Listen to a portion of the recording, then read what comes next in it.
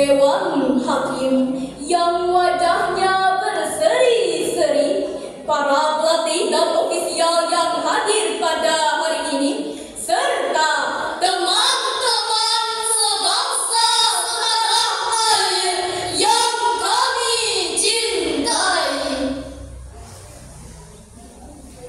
Identitas agama merupakan fenomena fundamental bagi masyarakat Indonesia. Dibandingkan ras, suku, dan spirit kebangsaan, agama yakini sangat memenuhi kebutuhan psikologis individu terkait identitas diri, harga diri, maupun aktualisasi diri. Demikian sekelumit kesimpulan pada An Association of Action Social Psychology in New Delhi, India. Konsekuensinya, sebagai penganut suatu agama di Indonesia yang pasti dihadapkan bukan hanya dengan umat seagama, melainkan juga dengan umat yang berbeda agama. Dari segi keyakinan, apakah semua agama benar atau hanya agama yang dianggapnya saja yang benar? Pertanyaan tersebut menjadi penting direnungkan karena jika seorang individu beragama memiliki keyakinan bahwa semua agama benar, ia akan dianggap berakidah samar-samar. Akan tetapi jika seorang individu beragama memiliki kesimpulan hanya agama yang dianggapnya saja yang benar, ia akan dianggap berakidah samar. Ditambah lagi, baru-baru ini tengah marak penggunaan internet di dunia digital berupa berbagai narasi yang berbau fanatisme berlebihan yang mengarah pada eksklusivisme, ekstremisme, bahkan terorisme. Andai hal ini terus berkembang biak, wajah agama yang damai dan bersahabat akan berubah menjadi monster yang sangat ganas dan tragis. Teroris yang paling bengis, radikal yang brutal dan sadis, bahkan tidak mustahil jika di negeri ini akan terjadi konflik vertikal, diagonal hingga horizontal yang menyebabkan kecemburuan sosial internal dan eksternal. Betul hadirin?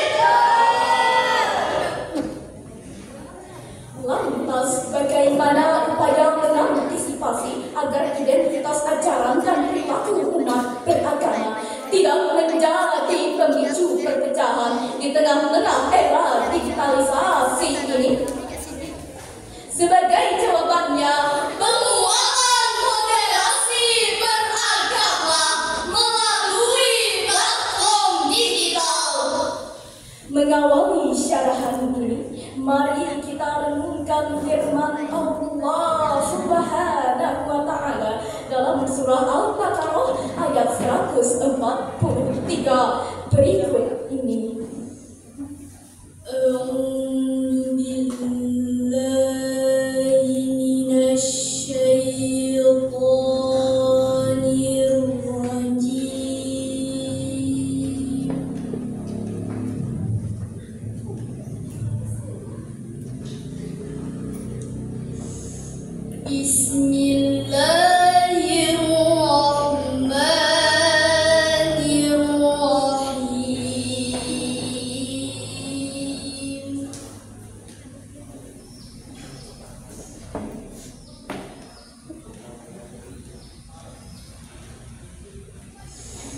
Bismillahirrahmanirrahim.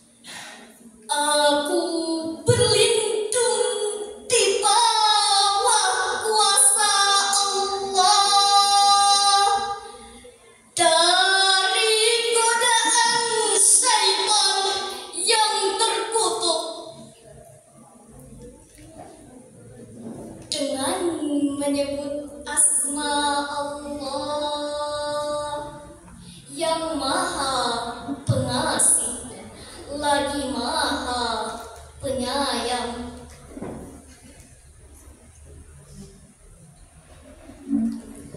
Demikian pula kami telah menjadikan kamu umat pertengahan, agar kamu menjadi saksi atas manusia dan agar Rasul menjadi saksi atas kamu.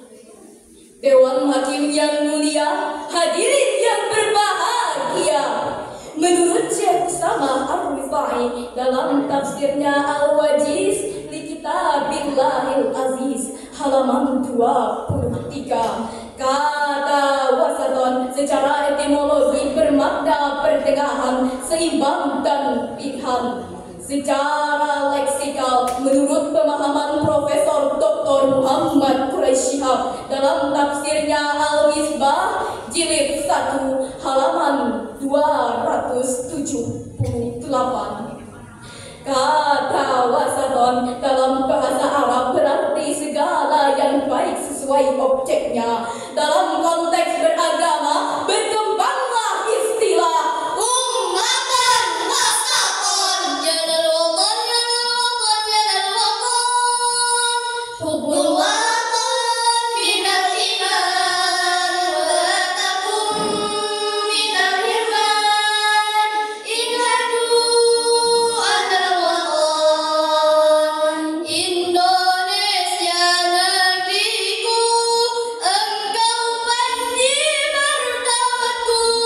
Siapa datang mengancammu kan binasa di bawah durimu.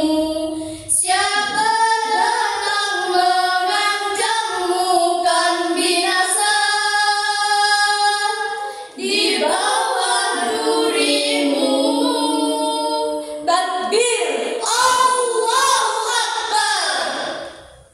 Ayat ini diturunkan Allah untuk mempertegas posisi kaum muslimin sebagai umat yang moderat, umat yang berada di tengah antara dua kutub ekstrim yang berbeda, tidak menjunjung dalam rohani dan tidak hanyut dalam materi, akan tetapi memadukan aspek rohani dan jasmani.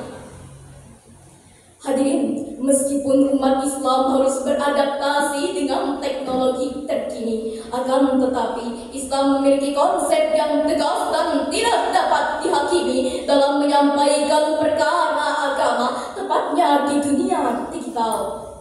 Dalam menumbuh kembangkan moderasi beragama di era digital, penting bagi umat Islam untuk bersifat wasotia, pertengahan dalam semua urusan agama, tidak berlebihan dan tidak meremehkan, tidak berpihak ke ekstrim kanan dan tidak berpihak ke ekstrim kiri.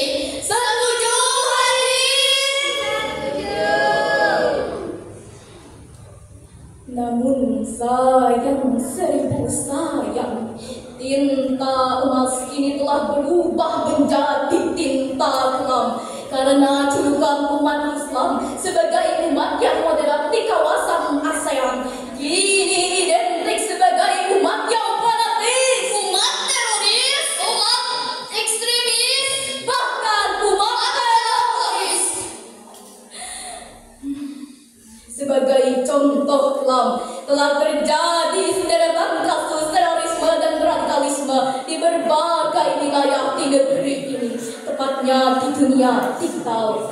Mulai dari terdeteksinya video yang bernuansa ujaran kebencian terhadap ras dan etnis ketika pemakaman Lukas NMB di Papua, terdeteksinya unggahan yang mengandung unsur sara oleh kelompok teroris Jamaah Islamiyah, hingga viralnya ceramah seorang ustaz di Surabaya yang mewajibkan setiap umat Islam untuk menjadi teroris.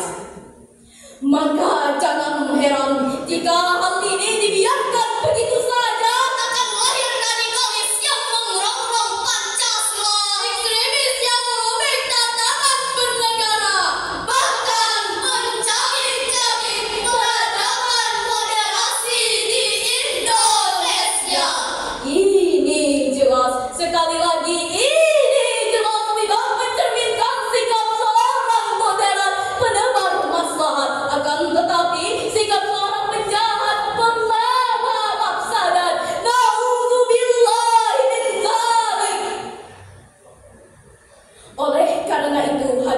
Moderasi beragama harus kita lakukan untuk mengubah wajah Islam yang sebelumnya sering disebut Islam yang fanatis, Islam yang teroris, Islam yang ekstremis, menjadi Islam yang damai, Islam yang nyaman, Islam yang tentram, serta menjadi rahmatan lil alamin. Amin, amin, ya rabbal alamin. sebagaimana tercermin indah dalam Al-Quran surah Ali Imran ayat 105. ولا تكونوا كالذين تفرقوا واختلفوا من بعد ما جاءهم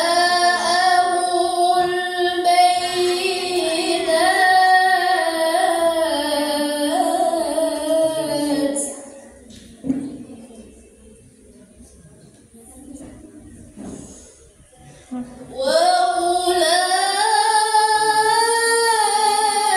وأولئك لهم عذاب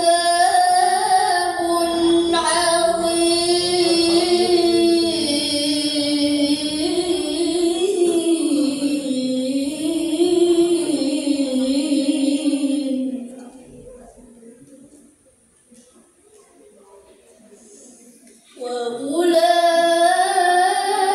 وأولئك لهم عذاب عظيم.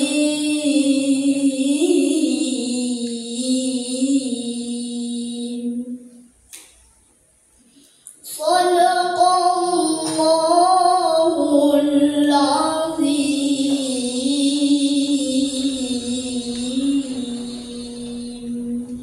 Janganlah kamu menjadi seperti orang-orang yang bercerai-berai dan berselisih. Setelah sampai kepada mereka keterangan yang jelas, mereka itulah orang-orang yang mendapat azab yang sangat berat. Maha benar Allah dengan segala firman-Nya, Tuhan yang Maha Agung. Dewan Hakim yang senyumannya menawan, hadirin wal hadirat yang budiman, Syekh Abu Muhammad Al-Bagawi dalam tafsirnya Ma'alimut Tanzil juz 4 halaman 86 menjelaskan bahwa kalimat wala takunu kallazina tafarraqu bermakna bahwa jangan sampai umat Islam menjadi seperti umat Yahudi dan Nasrani tempo dulu yang antara satu dengan yang lainnya saling berselisih dan berpecah belah. Dengan demikian, dalam konteks moderasi beragama di era digitalisasi seperti sekarang ini, Tidak dibenarkan menutup ruang komunikasi hanya karena beda agama. Tidak dibenarkan menutup ruang kerjasama hanya karena beda rumah ibadah. tidak dibenarkan Menutup ruang persaudaraan hanya karena beda ras dan kesukuan. Sebagai kesimpulan dari syarahan ini, pertama, moderasi beragama adalah jalan Islami untuk menjaga NKRI. Kedua, jadikan dunia digital sebagai pusat menerima dan memberikan informasi untuk mencegah berkembangnya virus ekstremisme dan radikalisme yang merusak kerukunan umat beragama sehingga tercipta negeri